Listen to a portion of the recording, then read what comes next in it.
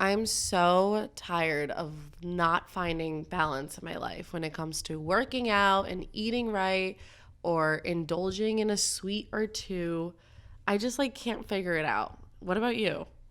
Yeah, you see so many fad diets like the keto diet, all kinds of things out in the world that you don't know what's true. Juicing, impossible meats, things like this that nobody really knows, do they? Well, Emily does. Emily's a registered dietitian that came onto this podcast to inform people that there is a way to live a nice, healthy lifestyle. And you don't always have to put so much pressure on yourself. She's really cool, and I hope you guys stay tuned to listen.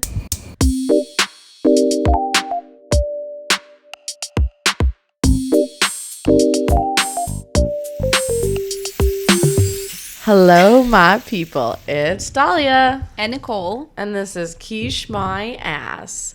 We're not going to banter today, right? No? No. Nicole's tired of me. We've been talking about murders for the past 25 minutes, so we're not going to do that. We have an awesome guest today. I'm going to ask her all about my health because I'm trying, and it's very hard to be balanced in this world. Especially during holiday season. Yeah, I don't know how to, do my hair, make sure my skin looks good, eat well, work out. What else? Oh, financially be okay, even though she's not going to help me with that, but... No, but talking to somebody about finances in the restaurant industry would be very interesting. Yeah, I guess so, but I don't know who would... Oh, I actually know somebody, but anyway, we're not going to go into that. This is Emily. Hi, Emily. Hello. She is a registered dietitian, and we are going in depth on what she does, why she chose to do it. So, anyway, Emily, where are you from? I'm originally from Chicago, currently living in Brooklyn. Okay, awesome. And you went to school where? I went to Johnson & Wales. In Rhode Island? Yep, in Providence. Did you go to any other campus? No, just Providence. Okay. Mm-hmm. And then for your master's? I have half a master's degree. Oh, awesome. How do you get half a master's degree? So I worked for a university and they paid for my tuition, but then I moved away before I finished my master's and didn't, And which school is that? That was Tulane University. Oh, okay. I love New Orleans. Yes. How did you get to be a registered dietitian? Don't you need your full master's? No, it's starting in 2024. It's required to be a master's. Oh, look at you. So do you have to go back to school for that? No, we're all grandfathered in. Oh, thankfully. great. Wow. Yeah. That's awesome. So you don't have to pay for the full master's. No. Paid like $800 for it total. For my half Wow, master's. good for you. And For you your went to half New master's. Orleans, so it wasn't the most expensive city. No, yeah. Okay. So from Louisiana to New York to Chicago, where do you like the best? Honestly, I really loved New Orleans. Oh, okay. Yeah, I was just there a few months ago and kept talking about moving back, but I think I'm going to stay in New York for the foreseeable future. So I know that in New Orleans, I don't know if everyone's been there, but the food isn't exactly the healthiest food, right? There's a lot of fried food. There's a lot of really rich food. I know The portion size. The portion size. When I've been to New Orleans, I ate like a pig. I ate like a pig. There isn't any place that you can get healthy food in downtown New Orleans. Or maybe is there? I'm sure there is, but as a tourist, not really. Yeah, and I think that's the thing. It's when you're on vacation, you're not going to, eat the way that you normally do because you're on vacation. You want to experience new foods that you can't find at home. So I think people always have this perception that New Orleans is all quote unquote unhealthy food all of the time. When in reality, yes, sometimes people will cook, gumbo or fried catfish or, something really high in salt or fat, but that's not everyday life for most people. Oh, okay. Yeah. So when you were down there, you were like, I'm going to eat healthy. Do you eat healthy? I would say, yeah. Yeah? I mean, I definitely, love certain foods that are considered unhealthy, but, I also love vegetables. I cook most of my meals at home. I have a good balance. I have a good balance of, the things that we're all supposed to eat more of, whole grains, beans, vegetables. I don't eat a ton of meat, honestly, because it's really expensive, but, yeah. like, I'm going to go home and eat pizza after this. And I'm not going to feel bad about it. It's Saturday. You should. I literally brought home a deep dish pizza from Chicago. Which is your favorite deep dish in Chicago? Because I know what mine is, and I want to hear what yours is. So she's from Chicago, so like she knows. I know. But I'm not from downtown, and I feel like, actually I can tell you, Pequod's Pizza is very good. There's 2 locations. There's one near where my grandparents lived, and then like one in Chicago, and that one's very good. Is that the one you brought home? No, because it's far away from me. The one I brought home is Lumonati's. Okay, that's my favorite. Mm-hmm. I never had deep dish. It's a good sauce to crust ratio. Their crust has butter in it, and so it's like crispy. The crust is so good. I buy my mom those deep dish pizzas for Christmas, and I send them to her house. Was that the heart-shaped one you bought Thomas? Yeah, and I buy because Thomas lived in Chicago. My husband. He's cringing right now. But he lived in Chicago, so we would go to Lumonati's. But when my mom, and this is funny for a nutritional standpoint, when I give her those Luminati pizzas, she puts more cheese on top. Great. Because she can't see the cheese. She feels she like it needs out? more. Have you guys seen that TikTok? Of what? Oh my god. They're showing a deep dish pizza, and then there's some like the guy on the side. Guy, he's like, "Where's the cheese?" And then this guy's like, they "It's keep under saying, the sauce. Where's the cheese? I'm Italian. This isn't right." And the guy's just like, "It's under the sauce." Like, that's like my mom. It's so funny. I actually know. And then they like make fun of that video because they keep showing deep dish pizzas, and they're like, "It's under the sauce. Yeah. It's under the sauce." It is. It's. I'm going. We're gonna go to Chicago. You should. We're gonna do a tour in Chicago. Mm-hmm. I've already been quite a few times, but we're gonna go I never again. went, and like I just want to eat when I go. So anyway, Nicole, ask away. Okay, so she hates when I do that. We know that you're a registered dietitian. Mm-hmm. So what is your job like now? What's your day to day? So right now I'm the director of a teaching kitchen that's part of a hospital. And so my role is primarily teaching healthy cooking classes, mostly to patients and then also to community members. I work in the Bronx, so it's a very, underserved community. It's considered a food desert. There's a lot of diabetes, hypertension, and so we're just trying to show people, how to make lifestyle changes, how to make food that is good for them, but also still delicious and easy to make. How do people sign up for these classes? It's through the hospital, so is it something that they have to pay for, or is it something that a program that they get enrolled in, or what? There's honestly a lot of different methods for it. So when we first started out, we had a grant-funded program for 125 people. Were you there when they first started out? I opened the kitchen. Wow, yeah. Congrats. Yeah. I started January 2020, and the kitchen didn't open until February of this year. And then COVID kind of slowed everything down. So you started like right when COVID hit? Yeah. Crazy. Yeah, so we were doing like in-person classes, people with masks on, like only like 2 or 3 people per class. That's crazy. But yeah, we had a grant program for 125 people to do 8 classes with us for free. And now there's no grant program, and so the classes are only $5 each. Wow. Yeah, okay. we subsidize the cost a lot to make it affordable for the community. Can we sponsor that on our podcast? Is there a link we can send for people to go take these classes? Oh, awesome. I can send you a link. Okay. That's awesome. Did you think when you were going into being a nutritionist, did you want to... Dietitian, I'm sorry.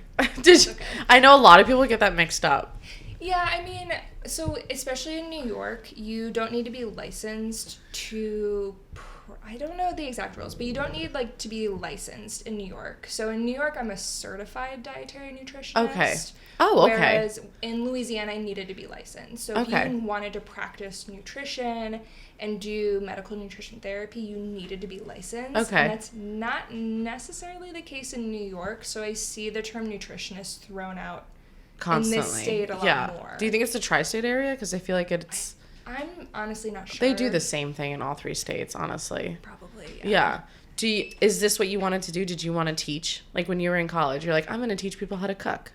I think so. So I went to Johnson & Wales, and from day one, I didn't want to work in restaurants. And I have worked in restaurants. Thank you. But I don't like it. It was so hard for me to tell my culinary friends that because they look down at you. Mm-hmm. Did they look down at you when you said that? I don't know if I ever explicitly said that. They're like, wait, what do you mean? Yeah, but also I feel like by year 2, anyone that had actually worked in a restaurant, they're like, yeah, I don't blame you. It sucks. I don't know. I was friends with assholes.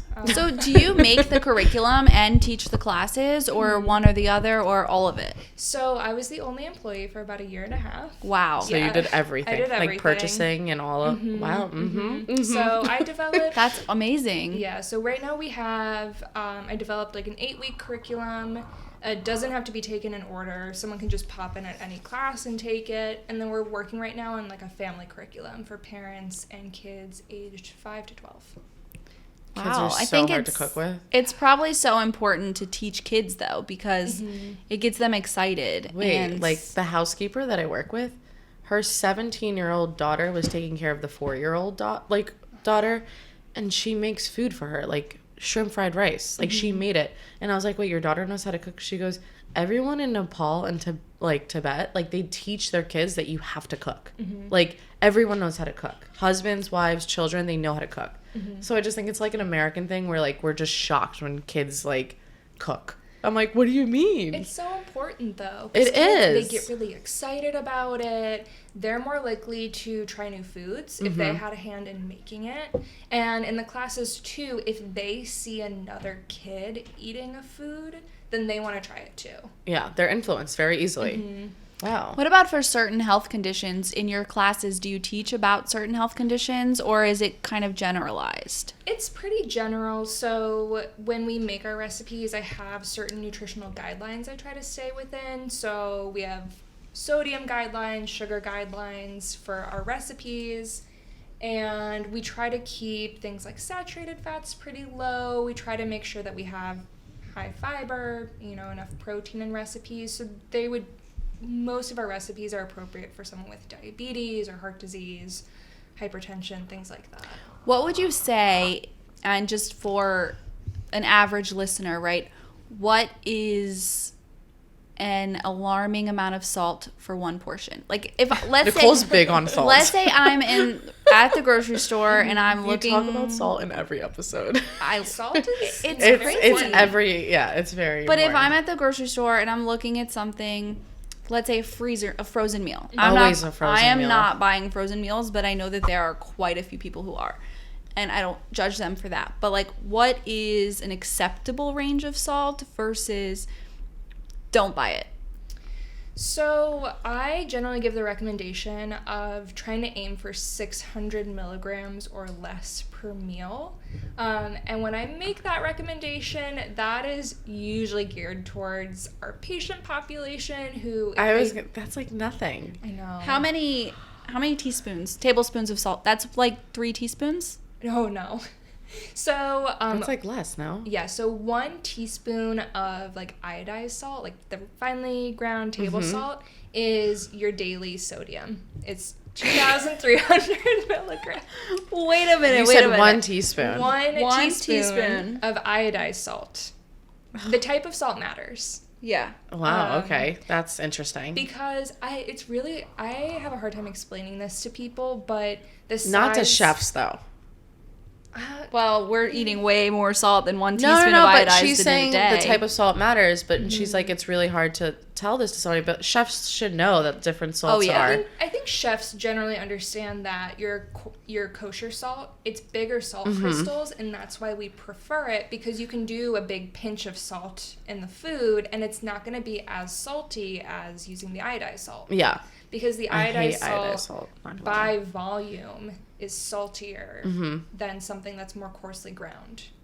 Right. Because, yes, and we understand that. And but, like, a lot of people don't understand that. Like, a lot of people don't know the difference between the types of salt. They don't think salt's... like, they just buy the cheapest box of salt, and then that's it. So, really quick, 1 teaspoon of iodized salt is your daily value. Yes. Which is how many milligrams would you say that is? 2,300. Oh, my God. And, like, we're just drinking wine right now. Well, obviously, it's not going to give us the... No. But, like... Okay, so my other question really quickly, and I just had a bag of chips. Like, that was my daily intake. Okay, so let me add on to my answer to your question. So, generally, I recommend less than 600 milligrams per meal. I will say I probably eat more salt than that per day, but I also don't have hypertension. So... Okay. Right. You don't have a health concern and another thing is you can kind of... I don't know how to word this, but you want to make sure you have enough potassium in your diet as well, especially for things like blood pressure, because the potassium helps affect your blood pressure as well and bring it down. So if you have a diet high in salt and low in potassium, which just would mean like you eat a lot of processed foods all the time and like no produce, you're going to be high salt, low potassium. But if you're high salt, but you also eat a ton of vegetables and beans and things like that, you're doing a little bit better than if you didn't have the potassium. Okay, that's good to know. Yeah. And can you give us a brief rundown, just for the listeners, the difference between iodized, kosher, and sea salt? Yes. So iodized salt is typically your standard table salt. You'll usually find like the can I say brands? I don't know. Yeah, you can say brands. So like the Morton salt in this, like the cylinder container, that's your table salt, that's your iodized salt. Kosher salt is going to have bigger flecks to it. I learned that it doesn't actually mean it is kosher, but it's used for koshering meats. I learned that they recently. Wash the meat with it. It's like how they process meats. I learned this very recently. I'm very embarrassed by that. No. We love to hear it. No, because I'm like, you know, like I know, but like it also just sounds funny saying it out loud because you're just like, oh yeah, duh. Well, people would always ask me, they were like, what is kosher salt? I was like, it's kosher. But that's not necessarily the case. And I just learned that. I'm really embarrassed. That's okay. But yeah, so kosher salt is just going to be bigger salt crystals. I prefer to use kosher salt because, like we said before, bigger salt crystals, it's less salty by volume. And then you said sea salt? Yeah, like a sea salt. Like I like to season my food with like the La Baleine. Like not the flake, like the thicker. Like the fine grained sea salt. So with sea salt, okay, so here's the thing. A lot of people say use sea salt. It has all these minerals in it. The minerals are so trace. They're not going to make a difference. But sea salt could have, you know, a different flavor to it that you might like it because I don't like the taste of iodized sea salt. And I think every place I've ever worked, we use sea salt. So I'm just like, not every place, but like I'm trained, like that's how I'm comfortable seasoning food. So it's a lot easier for me to control it. Yeah, I think it comes down to what you're used to using. I'm used to using the diamond crystal kosher salt. So that's what I use at home. That one's good. But with sea salt, honestly, it comes down to like some of them have different flavors and they have different crystal sizes. Because you can get the finely ground sea salt. You can get really, really flaky sea salt, like the malt. Or the really big coarse, too. Yeah. Okay. My dad uses that one. Yeah. Is there any benefit to using iodized salt? So, I mean, iodized salt exists because a lot of people had an iodine deficiency, which is how you get a goiter, which is where you're... If you ever... What is a goiter? A goiter is where... She's like pointing. It's your thyroid. Your thyroid swells up because you have an iodine deficiency. Okay. I don't remember like exactly how it works, but if you've ever seen a picture with someone like with a huge bulbous neck, that is a goiter. And it's not a double chin. No. It's like real round. Think like a frog, like mid-ribbit. Okay. Like, that's what a goiter looks like. And so that's why we have iodized salt, because a lot of people were iodine deficient. And it's not really an issue in this country, at least anymore, but it's still around just to be safe. Interesting. So what made you choose the health route? Did you always want to choose like the... let me figure out the science of food and help people out? Okay, so my story is kind of funny. So I wanted to go to culinary school, didn't want to work in restaurants. Okay. Decided this junior year of high school. And I was like kind of lost, didn't know what I wanted to do, was really good at science. And I had a substitute guidance counselor that I literally met one time. And I was like, here's what I want to do. And he was like, Johnson & Wales, do their nutrition program. And I was like, great, done. Wow. It was literally the only school I applied to. And I just like committed from there. Which also like the nutrition program is like the only hard thing about Johnson & Wales. Like, yeah, because like no other classes are hard besides the nutrition program. Like everyone's always studying or like, oh, I have an anatomy class. I remember anatomy class was not the easiest class. And like everyone would always just like freak out about nutrition, and I'm just like sitting there like, I'm food service manager. Like I don't gotta do shit. Like I gotta go eat at a restaurant and then quiz my classmates on it. Like I don't gotta do anything. Yeah. So yeah, so you like science, which is good, because a lot of people in nutrition, I think. Well, people would get into the nutrition program and then didn't realize that they had to take organic chemistry and anatomy and biochemistry, and they were like, what is this? And then they would drop out. Usually. Or not do anything with it afterwards. They would just like go cook.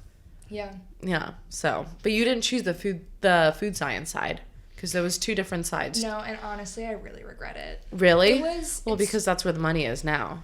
Yes. It was two, at the time, the program is very different now. At the time, it was 2 extra classes, and the only reason I didn't do it is because I wanted to graduate early, and I didn't want to do a whole nother year or a whole nother semester. But she wanted to go to more college, by the way. Well, I decided that like a few years later. When it was free. When it was free. So could you theoretically go back to school just for those 2 classes and then get your degree? No, it's like more classes now. No, the program's different now. So when I went, and I graduated 2015, I have an associate's in culinary arts and then a bachelor's in nutrition. And now they got rid of the associates in culinary arts for the nutrition students, and they just get a bachelor's in nutrition.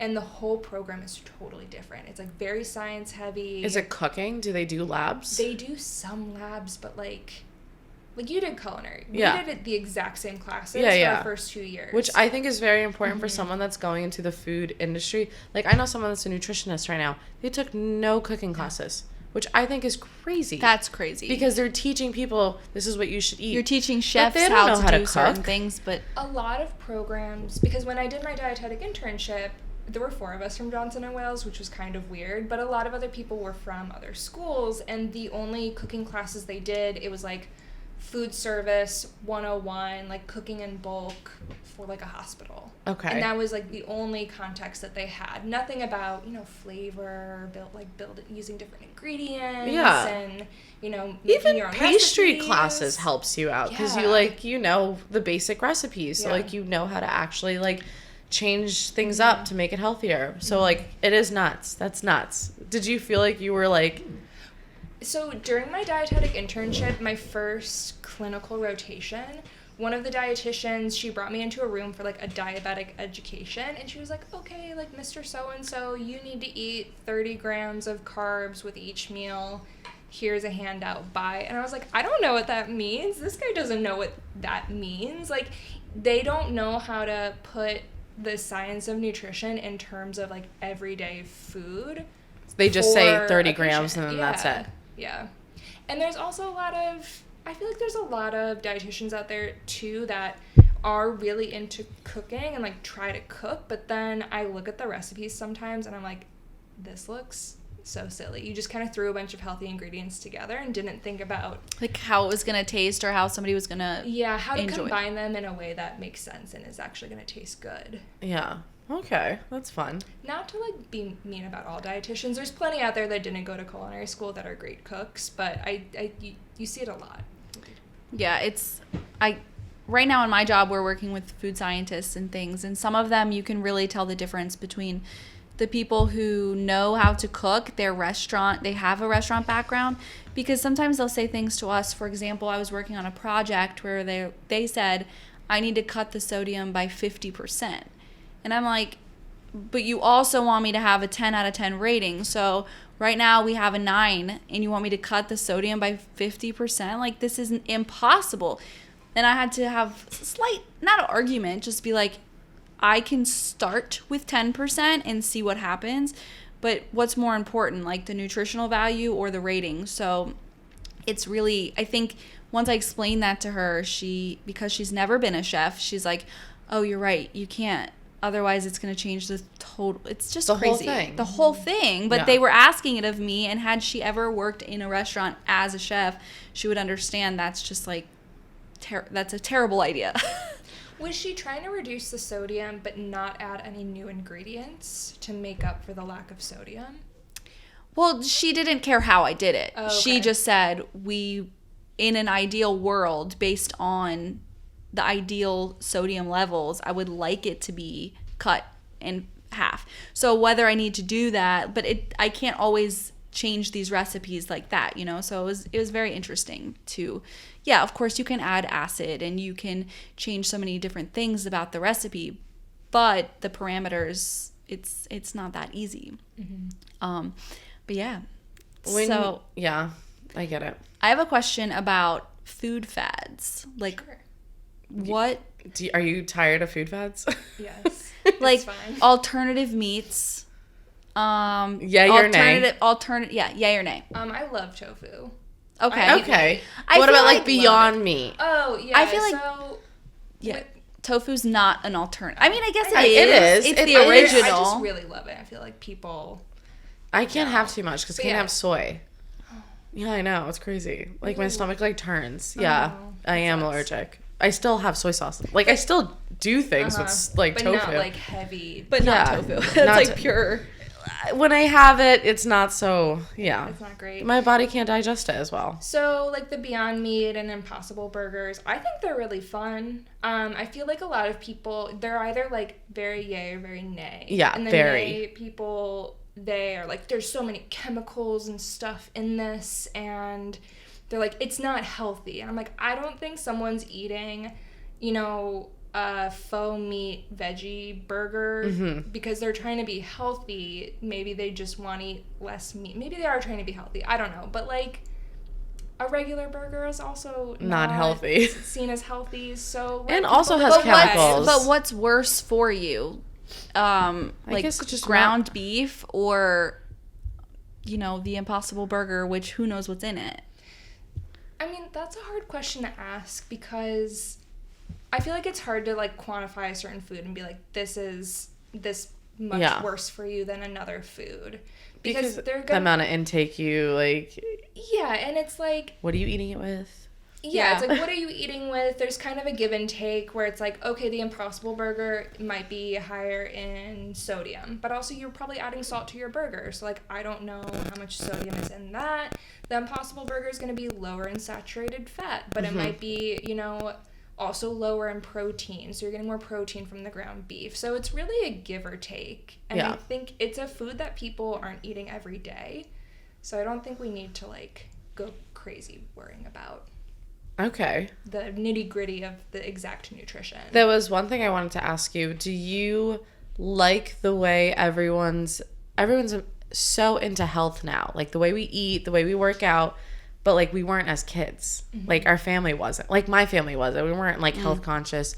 And almost like canned vegetables all the time. Do you like the way things are going, or do you think it's like there's some sort of like negativity towards it too? Because people are like always about health now.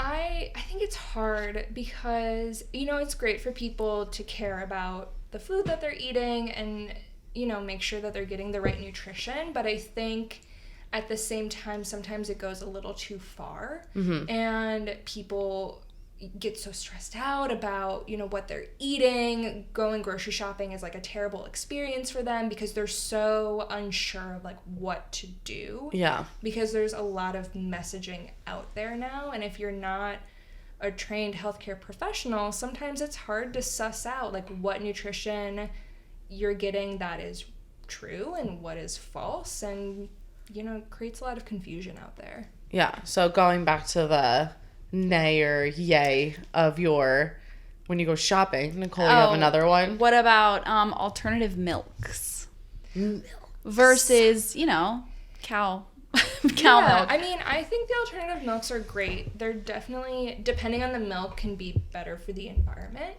I personally don't do almond milk because the whole almond production is actually really bad for the environment because they use so much water.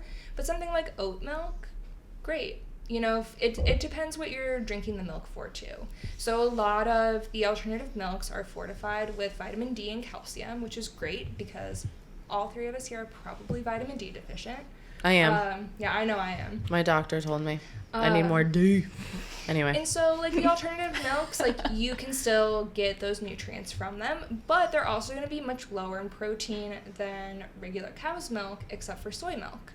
And so, it depends on your goal. So soy milk has a lot of protein? Mm-hmm. So soy milk is the only alternative milk in the, like, school food service system that is approved for a child to have that has a cow milk allergy. Oh. So We don't want to talk too much about alternative milks because Dahlia and I plan on doing an entire episode about alternative milks. But we'll call you for advice. We want to. That's another episode just so people have something to look forward to if they care at all. Nicole's been talking about this for like 10 episodes. I'm really now. excited. She just wants to do this. I mean, but we won't buy almond milk. Yeah, and like in my house we say almond milk is canceled. Not to like. No, we love that. Almond milk is canceled. Cancel the almond milk, everyone. Canceled almond milk. We're team oat or soy milk. Yeah. Okay. Mm-hmm. So you like soy milk? I do. So soy milk heats up really well. I have a vegetarian ramen recipe that I really like that uses soy milk to make like a tonkatsu broth without pork. Because you heat up the soy milk in the broth and it gives you that creamy broth. And I realized that, if I can heat up soy milk for soup, I can put it in my coffee and not have it curdle. Like sometimes oat milk does. Yeah. I've never had oat milk curdle. But it like separates. Really? I have. Oh. One time me and Nicole got in a fight at work and she the way to break the conversation of us being mad at each other, she goes, wow, your iced coffee, it's like separating. And I'm like, I'm not talking to you. I don't remember this. I know you don't, but I was just like, I'm not talking to you just because you want to talk about my iced coffee separating. Right. I think soy milk and coffee works really well.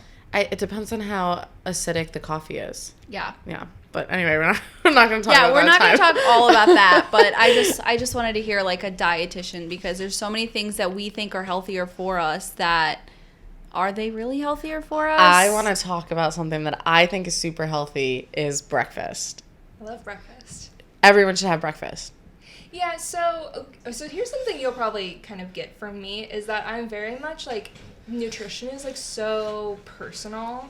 So I really try to avoid making statements that are a blanket statement for everybody. Like Dahlia, I always. I'll say we all should probably eat more fruits, vegetables, whole grains, blah, blah, blah. I love breakfast. If I don't eat breakfast, it throws off my whole day. Same. And I when I'm counseling someone in nutrition, if I feel they're really overeating throughout the day and they skip breakfast, that if I can get them to eat breakfast, then they kind of change how they eat for the rest of the day. But some people truly do not want breakfast. They're nauseous in the morning. The thought I of get eating nauseous in the breakfast- morning. But I think it's because you're not used to having breakfast in the morning. Once you, right? Is that? Yeah, I mean, you can get yourself used to it, but I'm not gonna force the issue on someone. Yeah, okay. If the rest of their diet is fine, if I skip breakfast the rest of the day, I am constantly starving. I cannot stop eating because skipping breakfast ruins my whole day.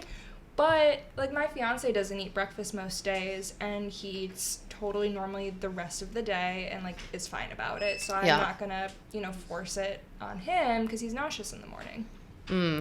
Yeah, but I've gotten to the point where I eat an apple or a banana in the morning. It's not much, but it's one piece of fruit. That's plus fine, a coffee or a tea. Something to get my wake up a little bit. And it does make a big difference. But that doesn't change the fact that I'm not hungry right when I wake up. Do you have any rewarding stories of you helping people in the way they eat? Yes. So what's your favorite? She was so happy about that one. So when I worked for Tulane, we were doing this study with people that had congestive heart failure. And we were trying to see if having them come to cooking classes would help prevent them from going to the hospital more often. Okay. There is a paper on that, so if you Google my name, the paper will come up. And we had this one patient who, when I first met him, he walked with a cane, he had a really bad hand tremor, had heart failure, had diabetes. He came to all 12 classes that he was allotted for free. And, he finished the classes. We didn't see him for a little bit. And then all of a sudden, a few months later, I get a knock on my office door. And one of my coworkers was like, Emily, Mr. So-and-so is here to see you. And I was like, oh my gosh, why is he here? Aww. And he had a checkup appointment at the VA. He was a veteran. And his appointment went so well, his numbers were so good that he walked over to us, which was about 1.5 miles. Wow. Just to tell us how well he was doing. Oh, that makes me like all happy. And he was like, I just want to tell everybody that they need to come here. If they learn to cook the way that you taught me to cook and eat the way you taught me to eat, like they're going to help their conditions and feel better. And I almost cried. Aw, that's so sweet. Yeah. So should we talk about like the relationship, I know we already talked about our generation, but eating out versus cooking for yourself? Because the relationship, a lot of people who are not in the food industry, even those chefs that, their day off, the last thing they want to do is cook. But how bad or takeout. The takeout culture, like how. I think with the older generation, they're so used to that's what they do. Or no, opposite. Really? Well, I think both. I think actually, like, I think it's gotten crazier now since the pandemic because everyone just like is lazy and like let's just order out constantly. And there's so many restaurants, but like. You know what I think happens with people like our parents' age is growing up, if they cooked a lot, like my parents cooked most meals, they would do that, and then once all of their kids leave, my parents, then they don't want to cook anymore. They eat pizza now. Mm-hmm. And I'm like, you never eat pizza. They had Chick-fil-A the other day for dinner. Mm-hmm. I never had that. But they're all learning how to use these apps, and it can all just be delivered to their doors, and they're really leaning into it. I think a lot of them struggle with cooking for one or two.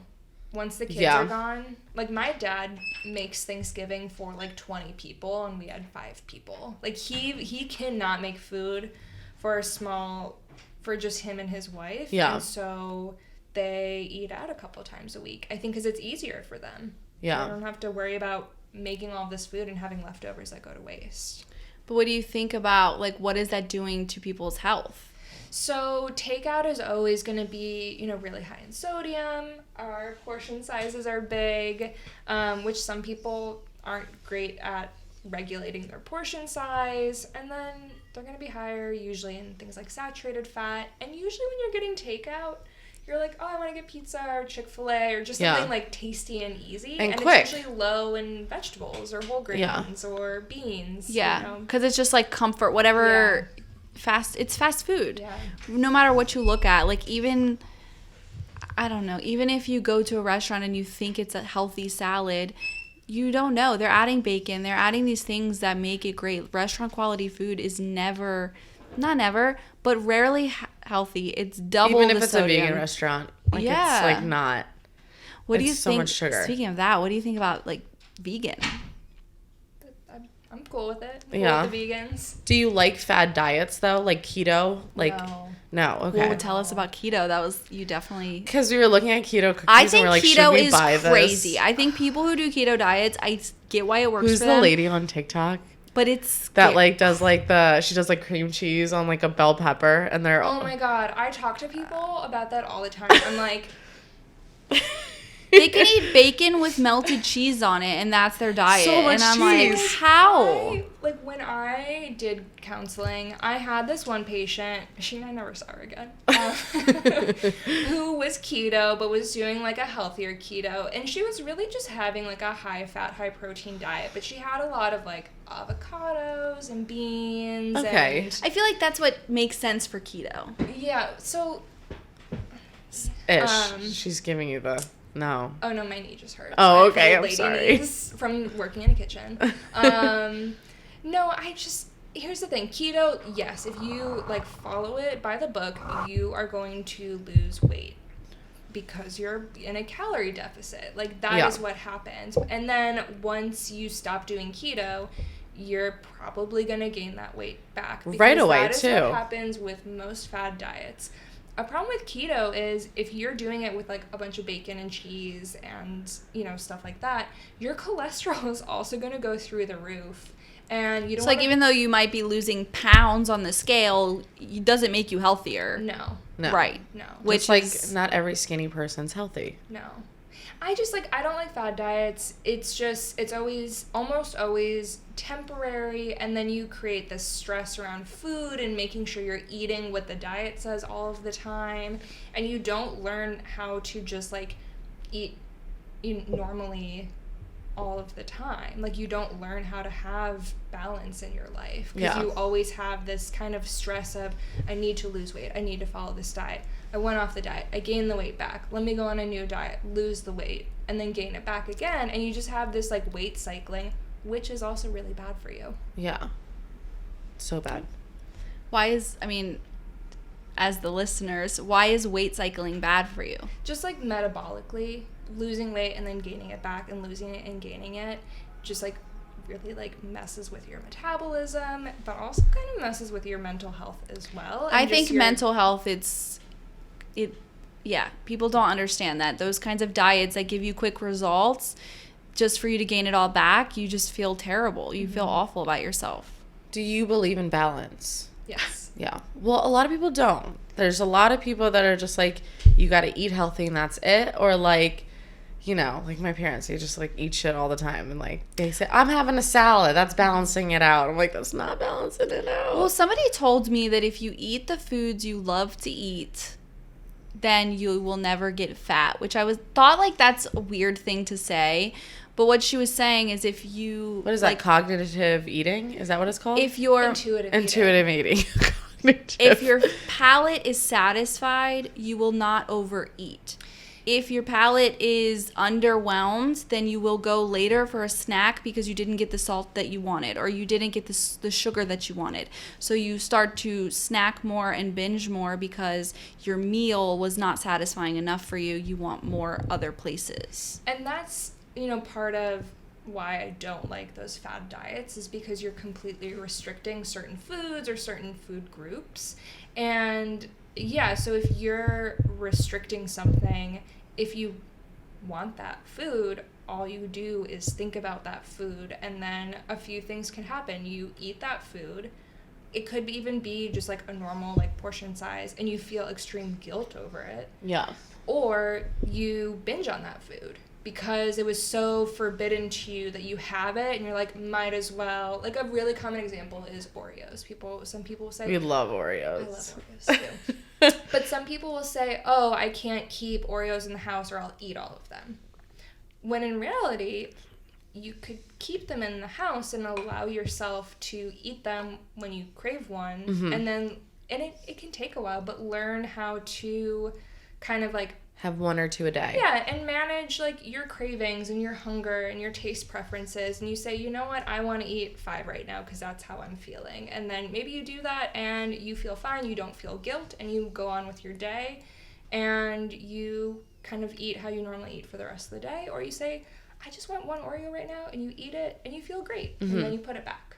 Yeah. Do you get impatient with people because there's no timeline on how somebody's going to change their diet, but like sometimes are you just like, I told you so many times about this one thing, and they just like keep going towards it?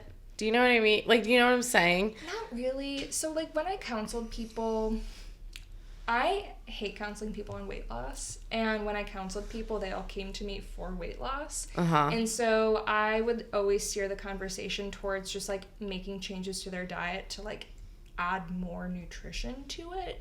And you know, I was like, naturally they would see some weight loss potentially from that. But sometimes people would be like, I'm so frustrated, I'm not losing weight, I'm doing everything right. And I was like, yeah, you're exercising, you know, 5 times a week, you're eating a lot of vegetables, you're not eating a ton of sugar, like your diet looks great, your exercise is great, your weight didn't change. Okay, your lab values are looking awesome. Maybe your pants feel a little looser. You feel better about yourself. Like, that is what I want to see with people. Like, you feel clear, more like your mind feels clearer and things like that, which is so important. But people get impatient. Like, they just want to see results right away. So honestly, a lot of what I did is after seeing people for a while was kind of like coaching them through the fact that even if they didn't see a change in their weight, like, they're doing really well, and getting them to accept that fact. Yeah. Because they were, like, some of these people, their diet was like maybe technically like better than mine was at the time. Like, they were eating so many fruits and vegetables, cooking at home all of the time, exercising way more than I was. And I was like, you are doing great. Yeah. I want you to like understand how well you are doing. Like, even if the value on the scale, that's the least of the worries. It's everything else about how you feel how, that's what, like, balance is so hard. Because, like, you know, there was, like, last week, like, my trainer canceled twice. And I'm like, well, I guess I'm not going to work out these 2 days. And then I'm like, well, I'm going to eat well these 2 days just because I can't work out. And then, like, it's Thanksgiving. And I'm just like, oh, my God. Like, I can never have, like, a perfect week, which... exists though. Yeah, balance. I was listening to an influencer on Instagram. I love her. Like, I actually like certain influencers, and she was just like, I don't believe in balance. She's like, shit happens. I don't believe in balance. Like, as long as you feel good some days, most days, that's how you should live your life. Like, you shouldn't be always focused on like one specific thing all the time, which you probably get that all the time. Is like, how do I fix my diet? Tell me. And you're just like, one day at a time. Yeah. I get a lot of around the holidays, oh, how can I make Thanksgiving healthier? And I'm like, just you can't. It's a one meal a year. Right, just do it. Yeah, make it how you want it to be. Eat what you want. Like, you're not going to ruin your life if you're, you know, super stuffed on Thanksgiving. Same with Christmas and New Year's. Like, it's 1 week out of the year. So one thing I noticed about eating healthy, and maybe you can have some kind of insight on this, you can go like a whole week of eating healthy. You work out, you eat healthy, you see no change. So really, realistically, how long until you see changes? Because I feel like, and this is a pattern I've had, is like when you work out, you're healthy, you don't really start to see the changes for like months. 4 weeks, a month minimum. But so many people, when they're doing these lifestyle changes, they want to see it next week. And then what you actually see, so then you, after like a whole month of, you're like, I've been working so hard, I don't see any change. So then you start to eat like shit again, and all of a sudden you get the results. But people don't realize that's like those results, that's from when you were eating healthy. It's like this weird, does that make sense? Does that happen to anybody else? No, it does. I'm not patient. So like I want it tomorrow, and I'm just like, it's not gonna happen like that way. It's kind of similar to what I was talking about with like fad diets, where it's just like, oh, you're gonna do something very different because you want to see these results really quickly. And really it is just like having like a good relationship with food and exercise, and like working on that over time. Because if you go into like making a change with the mindset of like, I'm gonna change my body with this, then you get that disappointment when after a month, a couple weeks, you're not seeing this change that you like in your mind decided that this is how I'm gonna look after this. So it's really just like changing your relationship with like food and your body image and working on that, and figuring out like exercising in a way that you really enjoy. Because when you do that, you're going to keep up with it longer. Eating in a way where you feel good and you feel like you're getting the nutrition that you need, like focusing on that is something you're going to be able to stick with long term, instead of like making this change, not seeing whatever you wanted in your body, and then just kind of giving up. Because it's still that like yo-yoing, like going back and forth all of the time. Yeah. Okay, so now I don't know if you know what this is, but this is going to be Munchbox. No, I have Sorry it here. if you have it here. Oh, you have it. Those glasses, yeah. I'm going to grab some glasses. Sorry, so we're going to do our Munchbox segment, which is... You're going to hate us for this. Okay. Well, maybe She's not. Like, okay. But Munchbox, we usually pick a food item and then we taste it. And we want to hear you either talk about it. Sometimes we rate it if we think it's like something that's highly rated. Whatever. So we chose a few different items for you today. We did. Is it food or these cocktails? Oh, those actually we're not drinking. Okay. Unless you want. No, those are if we wanted to drink them. Oh, okay. If you don't want to, like, you don't have to, but we just got those in case you wanted to. Okay. Do you also, when Nicole's setting up everything, do you also help people with their alcohol intake? Because alcohol is calories. Yeah, so... and it depletes your nutrition. Yeah. So, when I was counseling people, I would bring it up if it seemed like they were drinking a lot. And it's something I'm kind of aware. I know we're drinking wine, but it's something I like try to be aware of too, because I think during quarantine, like a lot of us started drinking a lot. A lot of people were. I wasn't. I was really good, but I was doing another recreational activity a lot. So, you know, there's a lot. Like, there's very few things where I'm like, you must have this much per day, never eat this food, blah, blah, blah. But with alcohol, it's like, obviously sometimes we're going to go out, have fun. Like, yeah. Sometimes, you know, for your mental health, maybe you feel like that's what you need. But like every day, if someone's like really struggling with, you know, making dietary lifestyle changes, sometimes the alcohol is like what we need to address. It's like, maybe we don't have like 3 glasses of wine per night. Maybe we start with 2 and then go down to 1 and then maybe not every day. It's actually crazy how much wine people drink. It's a lot. I think with it's wine, normal it's like, too, oh, though. It's wine. You know, have it's just wine. There, and it adds up. I mean, we all do it, but it's interesting. Okay. I didn't grow up with alcohol in my house, so like I never knew what alcohol did to people, like body-wise, until I got older, and I'm like, oh, alcohol is calories. Wait, no one told me that, because you don't see it growing up. You just see your friends' parents drinking a bottle during dinner, and you're just like, okay, like it's just another drink. Like, that's it. My mom loves her boxed wine, so I grew up with that for sure. But we're gonna talk about this one pure green.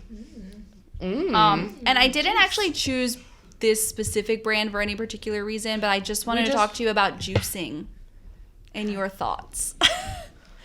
What are your thoughts about? She's reading everything right now. That's why. Oh yeah. Let's taste romaine. It. Oh, romaine. You know what? Ask me what I put in a smoothie. So many things. Oh yeah, I think I put the lady that I was talking about, where she like taught her kid how to like cook food like at a young age. She also like, we juice things at the end of the week, like when I like buy so much produce. She makes me juice the romaine, and it's actually good. Like it just adds a liquid to it. So let's taste this. Cheers. Tastes like a green juice. Oh, it's the celery. I don't like the celery. I don't like celery actually There's either. There's zucchini in this? So one thing... Just for more liquid. I want to know what you think about juicing. You chugged this. I also, weirdly, at work, I am taking like ginger and turmeric shots every day with lemon juice and coconut water. But I juice it myself, and then we drink it like immediately. Do you think that that's good? It's not doing anything. It's not doing anything. Why? Yo, Thomas, you're hearing this? Nicole's making you take ginger shots daily. I am taking... Okay, we've got another flavor. And everyone at Nicole's job. That was the green juice. Well, we all do it to each other. This is turmeric, carrot, pineapple, lemon, ginger. So why doesn't it do anything? I mean, like... Why, like for your skin? Turmeric? Well, like... So for anti-inflammatory? Like, kind of. So, I mean... Tell us. So those little shot things. Or is it just a waste of calories that we're all drinking? I mean, it's not that much. Be high in calories. I mean, you're making it yourself. So if you enjoy it, keep doing it. I don't enjoy it. No one enjoys taking a ginger shot. It's like the apple cider vinegar. So it doesn't. Like nothing. So turmeric, like... As far as I remember, and honestly, I could be wrong on this. Oh, this one's actually good. As far as like this is delicious. The Alzheimer's prevention, anti-inflammatory stuff with turmeric, it's like it might have an effect, but like they need to do. There haven't been a ton of studies, especially not in humans, to say like if it actually does anything. Yeah. Probably doesn't. My husband and my roommate both got sick, and I didn't, and I'm taking ginger shots every day. I kind of. Do you think that's why? This one's really good. This one just tastes like a good orange juice.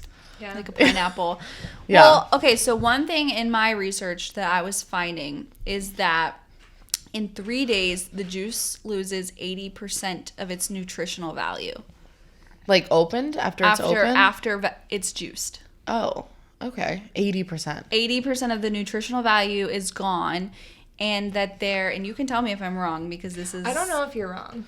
I feel like... Where did you see this? I looked at quite a few different websites, and everybody had the same information. So I'm not sure if I can cite my source at this very moment. But I was also reading that there's a difference between slow juicing and regular juicing. I don't know what that is. I had no idea. Like cold pressed and then non-cold pressed? Kind of. Slow juicing is sort of like cold pressed, where regular juicing, what we imagine in juicers, it's you put it through this machine and it's really fast, but the heat, it actually creates like quite a lot of heat when juicing, and so it destroys enzymes and the nutrients in the heating process instead of just being raw. So I have a lot of thoughts right now. Okay. So, so first of all, when it comes to juicing, here's the thing is you're getting rid of all of the fiber in the food when you juice things. Which is what helps you absorb the nutrients and keeps them in your body. No? No. So teach us. I'm big on fiber too. Pro fiber, love it. Do you think people should take like a fiber powder? Unless they like I say need it. no. I literally have Metamucil in my cabinet. Do you take it? I put it in my smoothies. She says no though. So I'm not like religious about it. I bought it because I eat a lot of like beans and things high in fiber. I got it because my cholesterol levels were like a little high, and so fiber does a lot of things. Helps with blood sugar control, can lower your cholesterol, keeps you full, helps with your bowels, keeps things regular. Fiber is great. Too much fiber though is not good, right? Too much fiber. So technically there is like a tolerable upper limit of fiber, which I believe is around 56 grams per day. That might not be the exact number. And that number is really just like kind of like a guess of like, for most people this much probably will make you feel bad, but it's not gonna like kill you. You're just gonna be bloated maybe. You might get constipated. Yeah, so I was having too much fiber because I wanted to clean myself out. But it was doing the opposite. It was doing the opposite. So what you have to do with fiber is build up slowly, and you also need to make sure that you're really hydrated because fiber absorbs water. Yeah, anytime I've read the fiber supplements, you're supposed to drink like an 8 ounce glass of water with it. Right after. I think that's just to dissolve it. But also, yes, when you have fiber, you want to make sure, if you're increasing your fiber, increase your water as well. Yeah, I drink a lot of water, so. Do you also tell your people that you need to like drink water constantly? Yeah, water is really important. A lot of people just don't drink water. Oh my god, so many people I have so many questions for you. So I have been on a kick of Nicole's drinking. hiring you right now. No, I've been on a kick of like drinking, and I don't hold myself accountable to drink an entire gallon of water a day. That's a lot. But I do have a water bottle that is a gallon, and I fill it up every morning. And I work in Jersey now, and I do not like drinking the Jersey tap water because it tastes so disgusting. It's disgusting. You fill it up in New York. So I fill it up in New York, and then I also don't try not to drink out of plastic water bottles, which is the other alternative. So I fill it up in Brooklyn. I keep it with me all day, and everybody, all the way, yeah, New York water is New York amazing. All the way. So then I'm just like drinking this water, and everyone is like, it's too much water. You don't need that too much. That's way too much water. Like, is a gallon of water a day too much water? I'm going to say probably not. I forget exactly how to calculate water for someone. I think it's like an ounce per pound of body weight is like the general recommendation. Okay.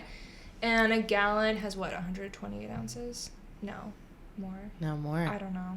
No, it's 128 ounces. It is? Okay. I mean, I can double check, but I haven't done this calculation in a long time. Okay. I don't work clinical. I don't know numbers. No, I don't. I would say probably not. So you can overhydrate. Yeah. And it can be 128. Doesn't it like get rid of like the nutritional value that you just ate? No, essentially what you're doing, and here's who's like most likely to overhydrate is athletes while they're exercising, because you are sweating, and when you are sweating, you are getting rid of salt in your body. And so you're sweating a lot. If you drink a lot of water that doesn't replace your electrolytes, you can, like, in simple terms, you're essentially like diluting the amount of electrolytes in your blood, and that can basically cause your heart to stop, or cause other heart issues. I haven't taken sports science in a long time, so something like that. And so if you're not like sweating a ton and like losing a lot of electrolytes, drinking about a gallon of water over the course of a day is fine. So I don't hold myself accountable to drink the entire gallon. I just like keep it with me. You're fine. And okay. I'm pretty sure you don't drink it all every day. No, I don't drink the whole gallon every day. Whatever's left, I give to my plants. Do either of you watch Drag Race? No, but I've been told to. I have. Queens, season 10 Aquaria, so cute. Had this, remembers the season. Because she had, I forget what they were talking about in the episode, but she was like, yeah, like your pee is supposed to be clear. And all the other queens were like, what? Like, my pee is, like, dark yellow. And she was like, no, if your pee is clear, cheer. And I was like, this is adorable. Wait, so I'd love to see it. Is that it true, supposed though? to be clear or have some color? Like a pale yellow. Okay. Is good. If it's clear on occasion, fine. So we got More tasting. we got a protein shake. Yeah. What do you think about protein shakes? So I think that people are maybe a little more obsessed with protein than they need to be.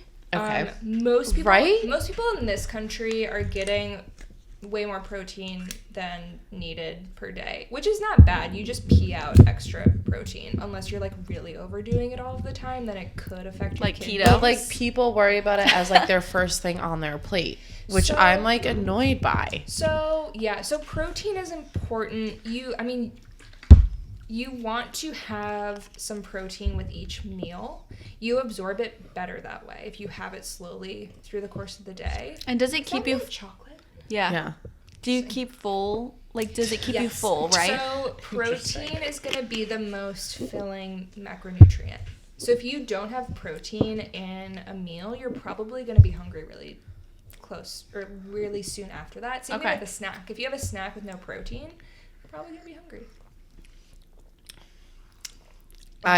When it comes to this protein is awful. stuff, so Does that have fake sugar in it? Yeah, Reed, you tell me. I can't. It tastes like drink stevia.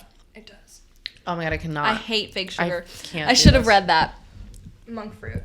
Monk. But it's the last ingredient. Oh, that would be really interesting to talk about different sugars. It's a whole nother episode. We can't even get started in sugars.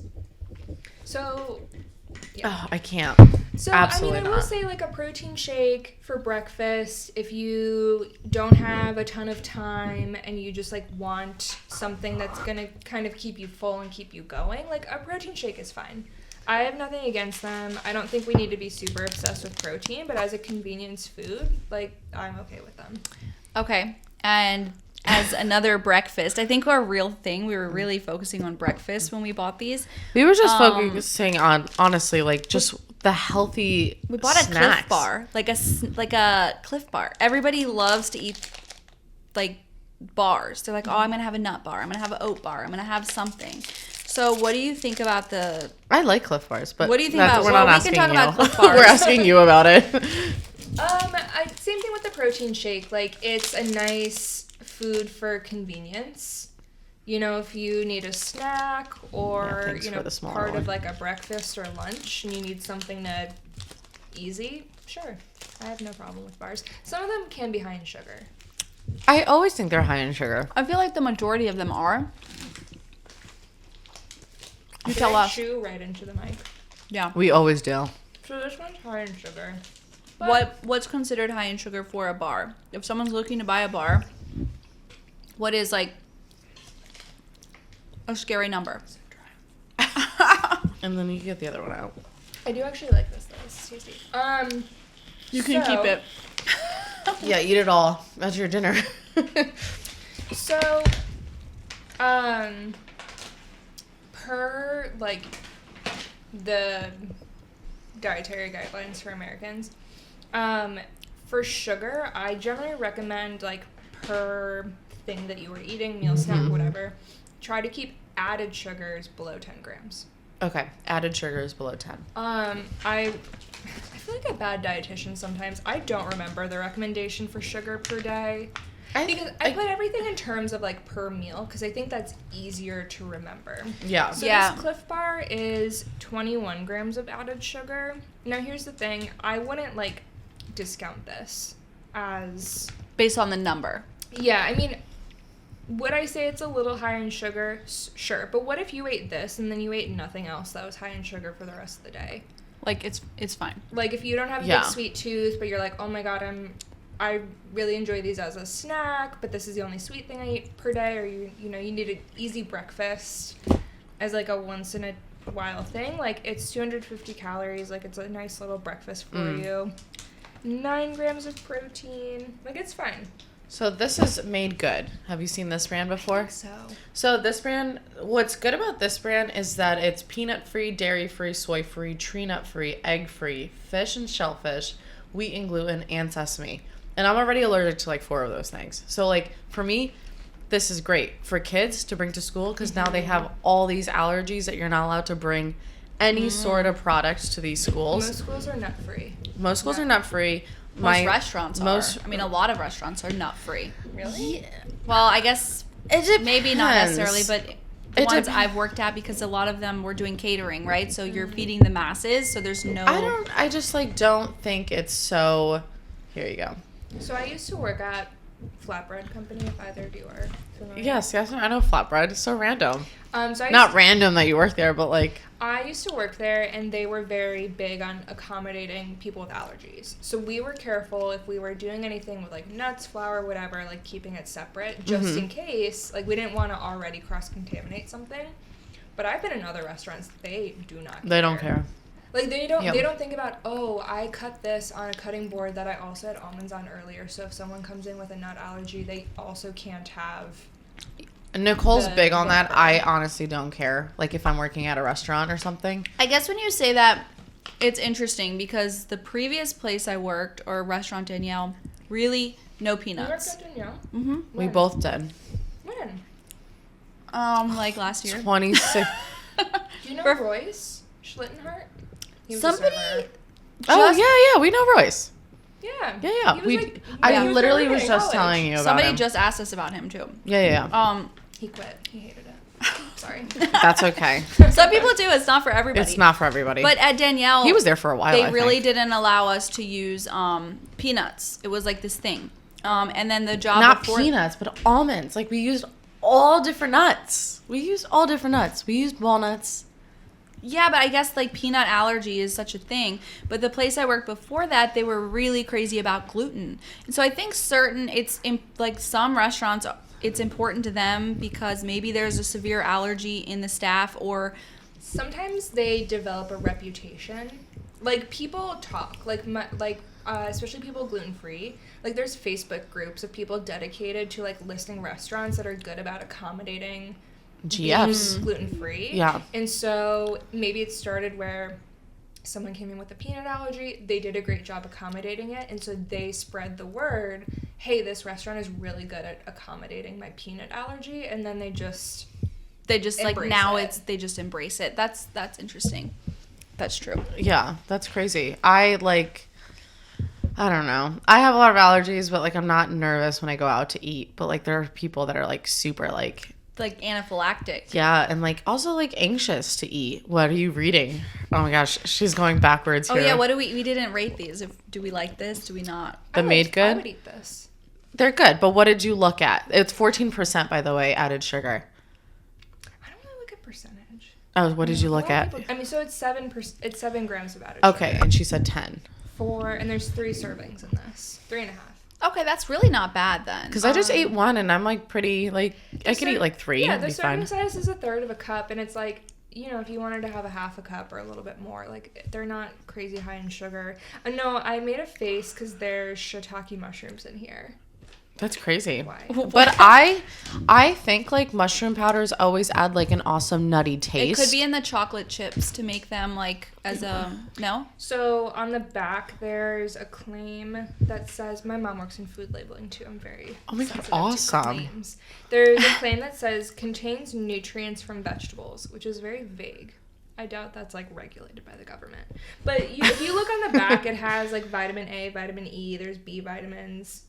Whatever. And so I guess to like add like extra nutrients to this, the ingredient just says vegetable extracts, and it says spinach, broccoli, carrots, tomatoes, beets, which I like didn't, I don't know why I didn't bat an eye at those. Shiitake mushroom. There's also inulin in here, which is a really hot kind of thing right now. What is it? What is it? Say it again. Inulin. I've never heard of inulin. Is that an I or an E? There's some food that people are like, this contains inulin, so it's better for you. Oh, it's certain sugar alternatives. Oh, okay. So inulin is known as a prebiotic, which is just something that feeds probiotics. Okay. Fiber is a prebiotic. Just fiber feeds the gut bacteria. But it's interesting that they added it to this. And wow, okay. But there's only 2 grams of fiber per serving, which is I mean, for a third of a cup. Where do you even get inulin from? Like, is it grown in the I think the wild? They probably extract it from certain sugars. Foods. No, from like certain food, not sugar. Okay. That's crazy. That's so weird. Oh my gosh, this is so interesting. This is so interesting. I feel like I could talk to you for hours about this, which is like why we do this. Right.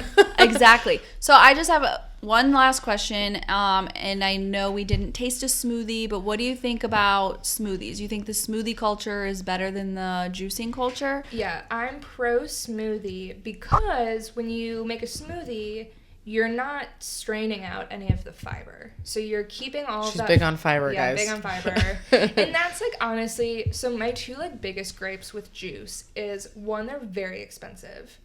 I'm gonna list this is $7.99, guys. Yeah. Like this was one. Nicole was like, I want this one and that one. I'm like, you're buying it then. I'm not buying it. I'm gonna list 3 grapes. 1, they're very expensive. 2, they don't have much fiber. This one has, I think, 1 gram for. Which is crazy because that's like the green. whole bottle. That's like apparently the slow juicing has more fiber. Maybe because it's not like extracted. Yeah, that's what But my third gripe is related to the price. So a lot of the people that I work with, they love juice and they're like really big on like, oh, there's no smoothie shops, there's no juice shops in our community. They see juicing as like the healthiest thing for them. Mm-hmm. And then the price also makes it very like scary. Yeah. It's like out of their price range. It's out of a lot of people's price range. Juice, so like it's so smoothies versus juicing all day. Love smoothies. Another great thing about smoothies is, you can have it as a meal. You can add protein to it. You can still get a lot of vegetables in your smoothies. Maybe don't add red cabbage or arugula. Yeah. Tested, not good. Flavor-wise. Bok choy, not good. Yeah, flavor-wise. As far as like... That's like bitter. Why? Yeah, I've put so many different things in my smoothies. As far as like preventing food waste, go for it. That's usually why I put weird things in my smoothies, but I think they taste bad. I think when I do that, when I create like a smoothie, I put one bad thing, not bad, but like one time I put a zucchini in it, and it doesn't like add mild. flavor, Yeah. right? But like I wouldn't put zucchini plus kale plus all of the. It's like you pick one thing that's not the most delicious, and everything else would be good. What was that green powder that you gave me? Oh, spirulina? No, it wasn't. So Nicole was like, try this green powder. It really like helps you with your digestive system. I was It was before I had just taken it, so I didn't know what was going to happen. She took like a little bit. It wasn't anything crazy. It wasn't spirulina. No, it wasn't spirulina. It was like a weird, crazy, like green powder. It smells good or whatever. And I was like, yeah, let me take it. It's from a tree. I was. Moringa. Yeah. Yes. I was in bed for 2 days.